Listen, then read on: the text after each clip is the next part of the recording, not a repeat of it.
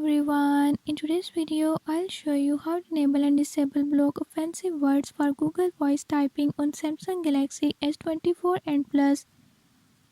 In this video I'm gonna show you how to enable and disable it. Before I start, if you are new to my channel, don't forget to subscribe and hit the bell icon.